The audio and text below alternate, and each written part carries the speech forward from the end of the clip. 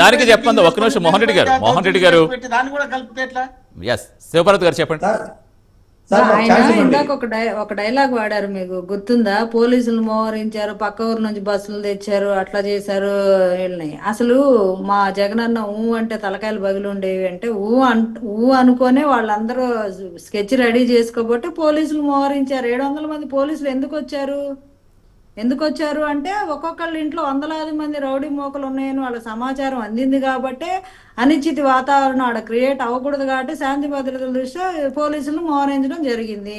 ఇప్పుడు పోలింగ్ ఇప్పుడు బస్సుల్లో తరలించినప్పుడు ఆ బస్సులను ఇప్పుడు మీ దగ్గర కెమెరాలు లేవా, సెల్ ఫోన్ లేవా, ఏ బస్సు ఎక్కడి నుంచి వస్తుంది, ఇదిగో మేము పలానా ఊరు నుంచి ఇట్లా తరలిస్తున్నారు, ఇది ఓట్లు ఎట్లా వేస్తున్నారు. ఇప్పుడు మనకి ఎన్నికలంతా లైవ్ లో ఎన్ని ఛానల్స్ అక్కడ ఒక్కొక్క బూత్ దగ్గర ఉండి లైవ్ లో ఎలా చెక్ చేసి ఒక్కొక్కరిని ఎలా పంపిస్తున్నారు, అక్కడ డిపార్ట్మెంట్ ఎలా చేసింది ఓటింగ్ అనేది మనం లైవ్ లో చూసాము. ఎవరో కెమెరాల ముందు నలుగురు మేము ఓటైనా అంటే అది నిజమైపోద్దా? ఓట్లు లేకపోతే 5,000 ఎలా వస్తుంది? మోహన్ రెడ్డి గారు చెప్తే ఒక పాయింట్ చెప్పండి. మోహన్ రెడ్డి గారు దానికి ఆన్సర్ ఒక పాయింట్ చెప్పండి. మళ్ళీ మన టాపిక్ నాకు అవ్వలేదండి, నేను క్వశ్చన్ కూడా వేస్తా. వాళ్ళ ఏజెంట్లు లేదు, కొట్టేశారు, తరివేశారు అన్న. ఇప్పుడు గతంలో అసెంబ్లీ ఎన్నికలప్పుడు కూడా ఏమండి నన్ను మాట్లాడిన తర్వాత కొట్టారు, దానిలో భాగంగా ఏజెంట్లు కొట్టి తరివేశారన్నారు. ఇప్పుడు అసెంబ్లీ ఎన్నికలప్పుడు కొన్ని ప్రాంతాల్లో ఒక మహిళ నరికేశారండి మాచర్లు. అయినా ఆవిడ నిలబడి ఆవిడ బయటకు వచ్చి కూడా ప్రజలు ఓట్లు వేశారు. ఏజెంట్లు లేకపోయినా వేయాలనుకున్నప్పుడు వేసుకుంటారు వాళ్ళు ఓట్లు. ఎవరు ఆపుతారు? ఏజెంట్లు మీ ఓటు ప్రజలు వేయాలనుకున్నట్టు ఎవరు ఆపలేరు. పులివెందుల ఎలక్షన్ నేను కూడా ఒక మాట మాట్లాడాలి, వాళ్ళు మీట్లో పెట్టండి సార్.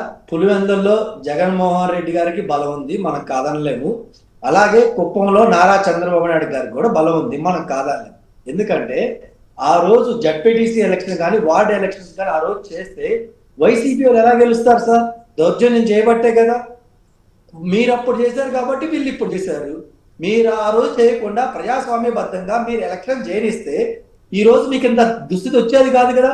మీరు ఆ రోజు చేసుకున్న కర్మకి ఈ రోజు అనుభవిస్తున్నారు. ఎందుకు వాళ్ళు మేము అంటారు? ఇంకా పోతే సార్ మా సోదరులు చెప్తా ఉన్నారు అంత జరిగింది ఇంత జరిగింది. సార్ పులివెందుల్లో ఎలక్షన్ జరుగుతుంటే వేర్ ఈజ్ జగన్మోహన్ రెడ్డి గారు? నేను ఒకటే అడుగుతున్నా, వేర్ ఈజ్ జగన్మోహన్ రెడ్డి గారు? జగన్మోహన్ రెడ్డి గారు 2.0లో వాళ్ళ కార్యకర్తలకి అవైలబుల్ గా ఉంటాడు, ఏమైనా చేస్తా అన్న జగన్మోహన్ రెడ్డి గారు పులివెందుల్లో వాళ్ళ కార్యకర్తలు నిలబడితే మనం ప్రచారం చెయ్యాలి, ఇంటింటికి ఓటు అడగాలి అన్న కనీస జ్ఞానం కూడా కార్యకర్తల కోసం కూడా కష్టపడాలని పులివెందుల ఎమ్మెల్యే జగన్మోహన్ రెడ్డి గారికి ఉందా లేదా? మరి ఎందుకు ఈ రోజు పులివెందుల ఎమ్మెల్యే జగన్మోహన్ రెడ్డి గారు ఆ రోజు ఎలక్షన్ జరుగుతుంటే ఎందుకు ప్రచారానికి ఎక్కడికి వెళ్ళారు? మళ్ళీ మొత్తం కంప్లీట్ గా డైవర్ట్ అయిపోతుంది. దానికి ఒకదానికి ఆన్సర్ చెప్పండి మోహన్ రెడ్డి గారు. మళ్ళీ మన టాపిక్ వెళ్దాం. మోహన్ రెడ్డి గారు అసలు జగన్మోహన్ రెడ్డి గారు అడిగారు కదా, దానికి చెప్పలేదు. ఆఫ్టర్ ఆల్ జడ్పీటీసీకి ఆయన ప్రచారం పోవడం ఏంది? ఆయన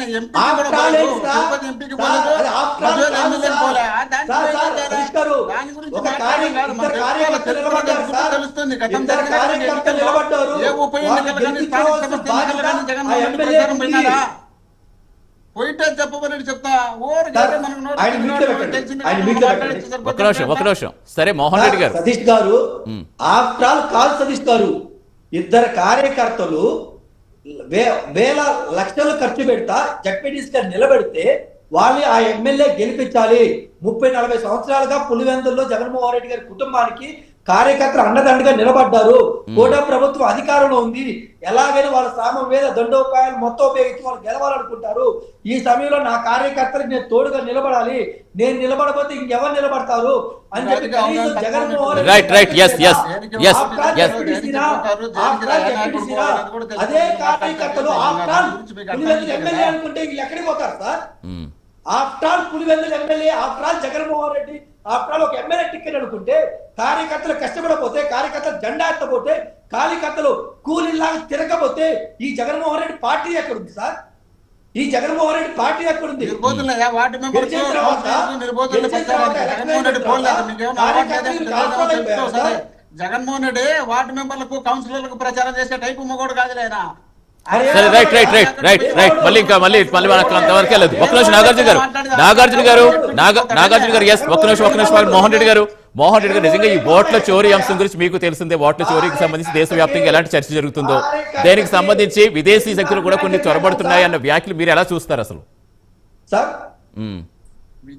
మోహన్ రెడ్డి గారు ఒక నిమిషం నాగార్జున మోహన్ రెడ్డి గారి దీనికి సంబంధించి అడుగుతాం. ఎస్ మోహన్ రెడ్డి. ఓట్ల చోరీ జరిగిన మాట 100% వాస్తవము. విదేశీ శక్తులు అంటే ఆల్రెడీ ట్రంప్ గారి చేతిలో నరేంద్ర మోడీ గారి కీ ఉందని చెప్పినారు.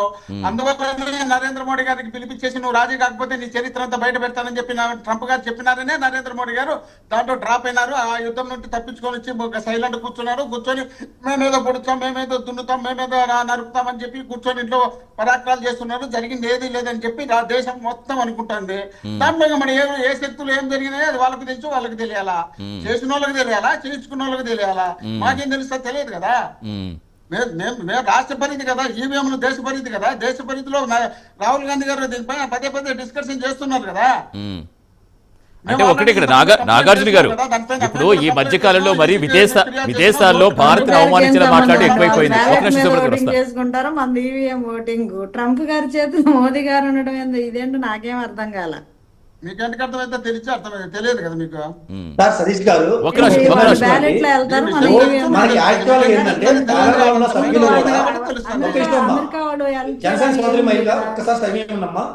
సార్ ఓటు చోరీ అనేది అసలు ముందు ఏంటి అని దాని గురించి మనం తెలుసుకోవాలి. తెలియకుండా మనం దాని మీద మాట్లాడటం కరెక్ట్ కాదు.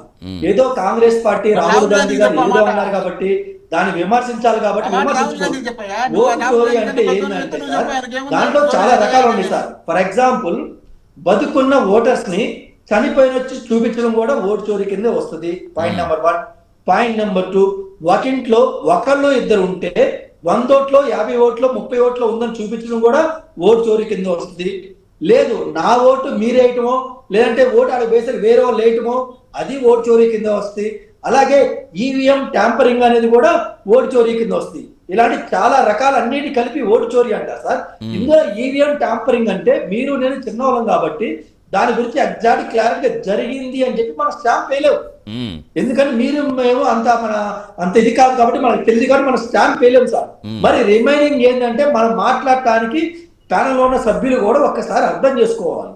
ఎందుకంటే చనిపోయిన ఓట్లని బతుకుని అని ఎలా చూపిస్తారు, అలాగే బతుకున్న మనుషుల్ని చనిపోయిన ఎలక్షన్ ఓటింగ్ అది ఓటు ఏదైతే ఇష్యూ చేస్తారో అందులో ఎలా చూపిస్తారు. అదే రాహుల్ గాంధీ గారు క్వశ్చన్ చేశారు, పలానా వ్యక్తి బతుకున్నాడని చెప్పి ఆయన మీడియా ముందు పెట్టి, కానీ ఓటర్ ఐడి చూపించారు. అది ఓటు చోరీయే కదా. దీనికి సార్ వైసీపీ గారు కొంచెం సమయం ఒక్క సమయం చెప్పండి. ట్యాంపరింగ్ జరిగింది అనలేదు, దానికి కూడా ఆన్సర్ ఇచ్చేయండి. చనిపోయిన వ్యక్తిని రాహుల్ గాంధీ గారు చనిపోయిన వ్యక్తిని బతుకున్న వ్యక్తిని చూపిస్తా ఇతని ఓటర్ లిస్ట్ లో చనిపోయానట్టు చూపిస్తున్నారు. ఇది ఓటు చోరీయే కదా నరేంద్ర మోడీ గారు ఈసీ గారు అన్నప్పుడు మరి ఈసీ స్పందించలేదుగా. ఏమని స్పందించాలి?